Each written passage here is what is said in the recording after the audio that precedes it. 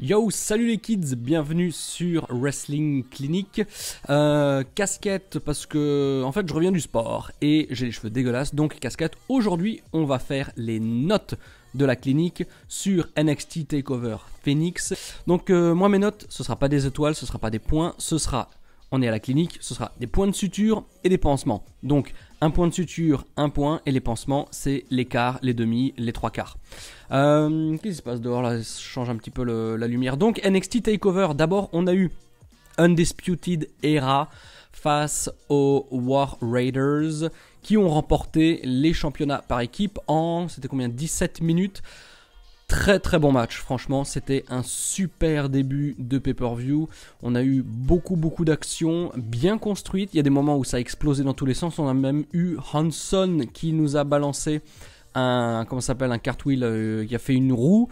Ouais, franchement c'était un super début de pay-per-view. J'attendais pas un aussi bon match, je dois bien l'avouer. Donc pour moi ce match je vais le noter 4 points de suture et un pansement. L'équivalent de votre pote Dave Meltzer qui dirait 4 étoiles, un quart. Ensuite on a eu Matt Riddle qui a battu Cassius Ohno. C'était combien? Qu'est-ce que j'ai mis comme note? 13 minutes? Non, 9 minutes. Personnellement je trouve qu'il y a, je sais pas, il manque un petit truc. C'était leur 3e match ensemble, hein, si je dis pas de bêtises. Et je trouve qu'il manque un petit peu d'alchimie. Il manque un truc entre ces deux catcheurs. Donc petite déception pour moi. Et ce que j'ai surtout pensé à l'issue de ce combat, c'est pour Matt Riddle, en me demandant où est-ce qu'il va aller maintenant, quelle va être sa prochaine feud, parce que je pense que, voilà, je sais pas si ça sert de continuer vraiment avec Ohno. Donc pour ce match, ma note, c'est 2 points de suture et 3 pansements. Ensuite, on a eu Johnny Gargano qui a battu Ricochet pour remporter le titre de champion d'Amérique du Nord, après un match époustouflant de 24 minutes. Alors pour être plus précis, ce match, je l'ai regardé une première fois. Je l'ai regardé une seconde fois le jour même, donc dimanche dernier, et je l'ai re-regardé encore cette semaine une 3e fois pour être sûr. À chaque fois que je l'ai regardé, à chaque fois que je l'ai re-regardé, pardon, je l'ai encore plus aimé. J'ai vu encore plus de petits détails que je n'avais pas vu auparavant. Bref, pour moi c'est un bijou absolu ce match, un bijou que tout le monde doit regarder de toute urgence. Ma note... Je ne vais pas forcément décrire ce qui s'est passé parce qu'il y a eu tellement de choses dans ce match que c'était absolument hallucinant. Je vous donne juste la note. Je vous conseille surtout à tous d'aller regarder ce match de toute urgence si ce n'est pas encore fait. Ce match, 4 points de suture, 3 pansements. Donc on est à un pansement de la perfection.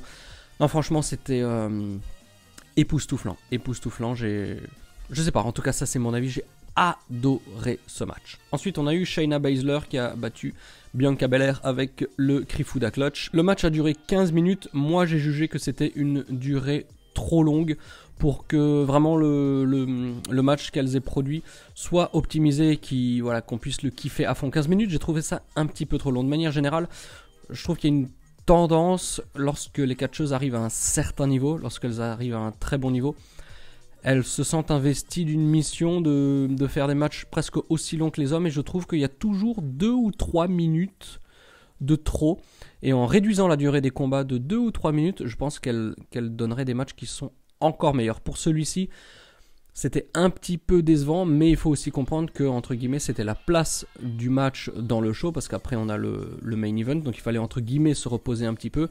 Match ok, qui aurait pu être, comme je l'ai dit, bien meilleur. Ma note pour celui-ci, c'est une note moyenne, c'est-à-dire 2 points de suture et 2 pansements. Et après le match Ricochet-Johnny Gargano, qui avait duré 24 minutes, je pensais pas qu'on aurait un main event aussi long. Le main event pour le championnat NXT entre Tommaso Ciampa et Aleister Black. Donc ce match a duré 26 minutes. Tommaso Ciampa a conservé son titre. Pour moi, c'était une super surprise ce match. Pas forcément parce que j'en attendais pas grand-chose, mais c'est plus parce que j'ai trouvé que d'une part, il y a eu une meilleure ambiance que ce que j'aurais pensé compte tenu de la qualité du show jusqu'à présent, parce que ça fatigue la foule quand même, surtout après le match de Ricochet et Gargano. Je pensais pas que la foule avait encore autant d'énergie sous le capot pour balancer dans le main event. J'ai trouvé qu'il y avait une meilleure alchimie entre les deux catcheurs que ce que je pensais initialement, et j'ai adoré l'histoire racontée pendant le match, et j'ai trouvé que le selling de Aleister Black était absolument génial. Il était vraiment excessivement bon. Pour moi, ce match, il vaut 4 points de suture, l'équivalent des 4 étoiles, mais vous allez bientôt vous habituer avec ces points de suture. Et qu'est-ce qu'il y a à dire d'autre? Non, franchement, c'était une super manière de conclure ce NXT TakeOver. Pour moi, c'est le meilleur TakeOver depuis celui de WrestleMania 34. Et puis ouais, ce main event, 26 minutes quand même, c'est... Quand on dépasse les 20 minutes, c'est déjà... ça commence à être risqué au niveau de la manière dont on est capable de garder la foule investie dans le combat. Quand on approche les 25 minutes, c'est encore plus compliqué. Et là, on a dépassé les 25 minutes, donc c'est très risqué, enfin entre guillemets risqué, d'aller aussi loin en main event d'un show aussi chargé et de garder la foule complètement dans le match. On l'a constaté l'année dernière lors du NXT TakeOver San Antonio avec Gargano contre Andrade, Gargano contre Ciampa l'année dernière à la Nouvelle-Orléans lors de NXT TakeOver WrestleMania. Bref, ils sont bons quand même les mecs, il faut leur laisser ça, il faut leur laisser ça. Plus on y pense en fait, ça c'est mon avis, plus on y pense, plus on se rend compte de tous ces petits détails auxquels on fait pas forcément attention la première fois qu'on regarde les shows. Bref, voilà, je commence à divaguer, mais tout ça pour dire que ce NXT TakeOver, la NXT TakeOver Phoenix, on a eu 3 matchs avec plus de 4 points de suture. C'est du très très haut niveau, d'autant plus que les matchs qui ont eu de moins de bonnes notes n'étaient pas forcément voués à aussi atteindre de tels niveaux, parce que, comme j'ai dit, il faut un petit peu se reposer. On a un match 4 points de suture en opener, après il faut se calmer un petit peu, on en a un autre, il faut se calmer un petit peu. Donc, en plus de ça, la physionomie du show, le booking du show et la manière dont tout était amené, tout était vraiment super bien. C'est pas une surprise, hein, je veux dire, tous les NXT TakeOver, c'est très souvent des gros shows, parce que ça dure pas des plombes, contrairement au Rumble qui a duré... putain. Bref, ça j'en parlerai dans le Rumble, mais... beaucoup trop long. NXT TakeOver, c'est toujours 2h30. C'est suffisamment long pour qu'on ait assez de qualité, pour qu'on kiffe. C'est suffisamment court pour que ça s'arrête au moment où ça doit s'arrêter.